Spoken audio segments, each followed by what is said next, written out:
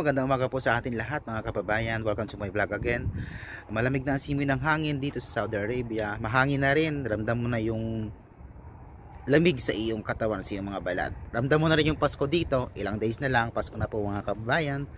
Merry Christmas sa ating lahat at in advance. Ngayon pong umagang to is nagbibigay lang po ako ng short information para sa inyong lahat. So, may mga nagtatanong pa rin po sa akin kung magkano ba yung magagastos sa pag-renew ng pasaporte sa VFS. Ang magagastos po natin is 351 reals. Po lahat-lahat na po yun yung bayad sa renewal of passport at service fee ng VFS. So kung hindi nyo papa-ship through courier po is 351 real ang ating magagastos for renewal of passport. Pero kung talagang wala naman kayong oras na makuha yung kapag ready for release na, ang magagastos po natin is 426 kasama na yung shipping fee. So yun po, ang magagastos po natin is 351 reals and kapag kapag-ship po natin 426 reals. Yun lamang po ang short information na gusto ko ibigay sa inyo kasi may mga nagtatanong pa rin para maging malinaw sa kanila. Salamat po sa patuloy na panonood sa aking videos. Sana po lagi nyong tunghayan ang mga susunod kong vlog. And don't forget to click the bell button and subscribe. Maraming salamat po ulit at magandang umaga po ulit sa ating mga kababayan. Have a nice day! Magandang gabi po sa ating mga kababayan. Ngayon po, ituloy natin yung vlog regarding sa passport. After ng renewal ng passport naman, it's for claiming of the passport. Kasi may mga nagtatanong po sa akin kung paano at anong mga dapat tandaan kapag kukuha na ng pag-ready for release ng ating pasaporte sa VFS. So ngayon po, panoorin po natin yung mga guidelines para hindi tayo maligaw or para hindi masayang yung ating pupunta sa VFS kapag ready for release na ang ating pasaporte. Okay po. Magandang gabi po sa ating mga kababayan. Tulad po ng sabi ko, itutuloy ko yung kung paano naman o ano naman dapat tandaan kapag magkiklino ng ating pasaporte. Marami nagtanong sa akin, hanggang ngayon may katanong pa rin sa akin kung kailangan pa ba ng appointment kapag i-claim yung ating renewed na passport. Oo, kailangan pa ng appointment kapag sa VFS. Noon yun. Pero simula ng October 21 kasi, idineklara na ng Embahada ng Republika ng Pilipinas na pagkuha ng pasaporte sa VFS e-passport renewal centers or parks sa Riyadh at Al-Khobar ay hindi na nangangailangan ng appointment. So means pwede ka na pumunta ng VFS para i-claim yung iyong pasaporte. Pero bago ka pumunta doon, ito mga dapat mong tandaan. Okay? Maaaring makuha ang mga pasaporte Linggo hanggang Huwebes mula alas 9 ng umaga hanggang alas 5 ng hapon. Maliban na lang sa mga araw na itinakdang holidays or kapag may mga holidays, ibig sabihin hindi tayo pwedeng kumuha ng pasaporte natin. Ang sunod, bago pumunta sa parks, tingnan muna sa website ng Embahada kung maaari nang makuha ang pasaporte. So, ibig sabihin ng website yung ating embassy, i-check nyo lang doon yung inyong pangalan kung ready for release na para hindi masayang yung inyong papunta doon at hindi kayo mapagod. Kasi syempre dapat sure naman kayo na okay na yung passport nyo or ready for release na.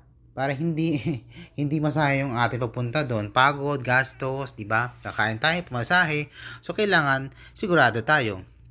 So, ang sunod po, maaaring makuha ang bagong pasaporte na walang karagdagang bayad sa park na proseso nito sa Riyadh or Al-Khobar. Maaaring makipag-ugnayan sa mga courier services may bayad. Ang mga kliyenteng hindi makapunta sa angkop na park upang kunin ang kanilang bagong pasaporte. So, yun po. Kung talagang pag-pick up po kasi, hindi ka na kailangang magbayad ng siyempre, wala nang additional payment. Pero kung talagang wala kang time para kumuha ng passport mo, renewed passport mo, pwede kang makisuyo sa ating mga courier na sila ang kumuha at ipa-deliver sa location na malapit sa iyo. Ganun po. Kasi may mga kababayan tayo na minsan is Friday lang yung day off nila.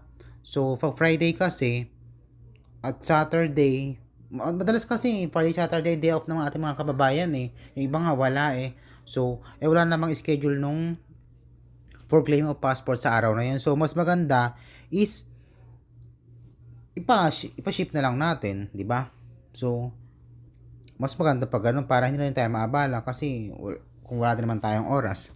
Ang sunod po, dalhin ang orihinal na pasaporte, kopya ng data page ng lumang pasaporte, orihinal na resibo at kumpirmasyon ng appointment. So yung kumpirmasyon ng appointment naman din na kailangan kasi yung tulad nga nasabi ko kanina, simula ng October 21, in-announce na ng ating embahada na hindi na kailangan ng appointment for claiming of passport. So kailangan na lang dalhin ng original na pasaporte, yung luma, kopya ng data page ng lumang pasaporte, original na resibo, yung resibo natin for claiming of passport. So ang sunod po, kung ibang taong tatanggap ng pasaporte, bukod sa mga dokumentong nabanggit sa itaas, kailangan magpakita ng authorization letter na pirmado ng may-ari ng pasaporte at kopya ng mga IDs ng may-ari ng pasaporte at kanyang kinatawan. So yun po, isa pa to sa way kung isa sa paraan para makuha mo yung passport mo. Yung una po is kapag wala ka talagang time na makuha yung pasaporte mo, wala ka talagang oras, pwede kang makisuyo sa iyong mga kamag-anak or kaibigan or kahit sino man nakakilala mo na sila ang kumuha ng pasaporte mong bago.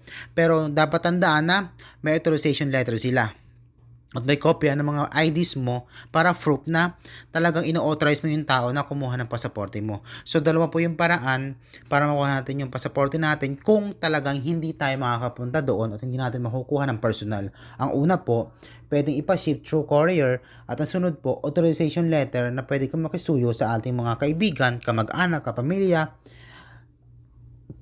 kaibigan, kasintahan, o kahit anong manyang ka. Ang sunod po, dahil sa hindi na matansya ng maayos ang bilang ng mga tao papunta ng parks, maaaring asahan na may pila at kailangan maghintay bago makuha ang pasaporte.